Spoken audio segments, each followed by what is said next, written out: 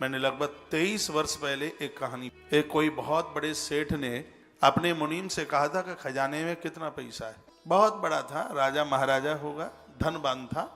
तो मुनीम के मुंह से निकल गया कि 3 पीढ़ी बैठ करके खाती रहेगी पर 4थी पीढ़ी के लिए नहीं है। उसने हिसाब किताब लगा के, राजा मूर्छित होकर गिर पड़ा, नहीं चिल्लाने लगा कि 3 पीढ़ी के लिए तो है, अब 4थी का क्या होगा, 3 पीढ़ी के लिए तो है, 4थी का क्या होगा। राजा पागल हो गया। अब राजा पागल हुआ तो रानी बहुत परेशान, रानी बड़ी दुखी है। घरवालियां परेशान, बीमार हो जाएं तो पुरुषों को इतनी दिक्कत नहीं होती जितना कि पति परेशान हो तो जितनी दिक्कतें माताओं को होती हैं। ओहो, वो तो 10 जगह फ़ोन करेगी, मम्मी को सबसे पहला फ़ोन माँ को करेगी, इनकी तबीयत ठीक नहीं है, माँ कोई जानकारी हो तो, और भी 2-4 जगह बड़ी बहन के यहाँ फ़ोन करेगी। कभी कभी हम जैसे लोगों के पास भी फ़ोन आ जाता है, इनकी तबीयत खराब है, कुछ उपाय बता देते।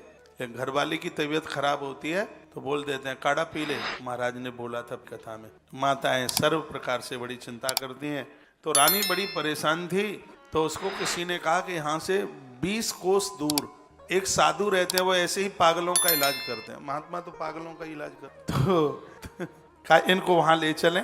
तो उस समय बैलगाड़ियां चलती थी, राजा को बैलगाड़ी में पटका और वो लेकर के वहां पहुंच गए महात्मा के पास। महात्मा अपनी धुनी रमाए बैठे हुए थे, संध्या का समय था।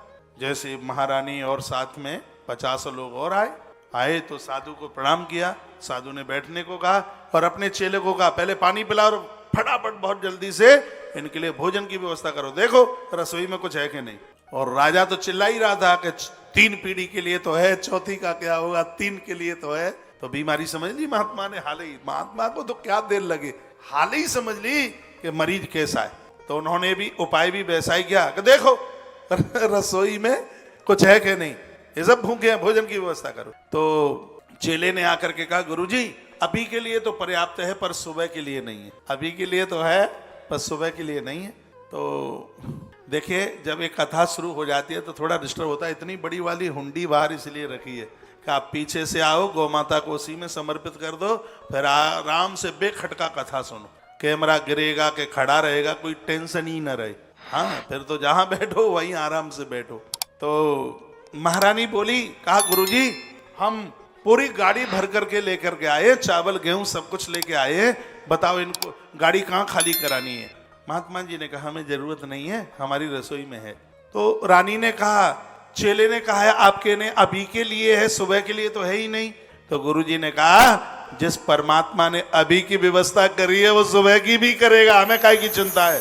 राजा ठीक हो गया, 1 ही मिनट में खड़ा हो गया, लंबा होकर लेट गया, कहा जय हो गुरुजी, तुम्हें सुबह की चिंता नहीं है और मुझे 4 पीढ़ी आगे की चिंता है।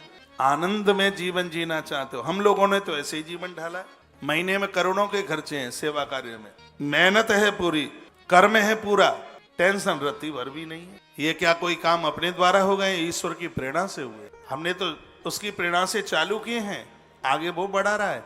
ये तो उसने व्यवस्था कर रखी है, किस किस के कान में फूंक मारेगा, कहां से क्या, ये सब उसको पता है उसको। तो हम काहे को चिंता करें फिर।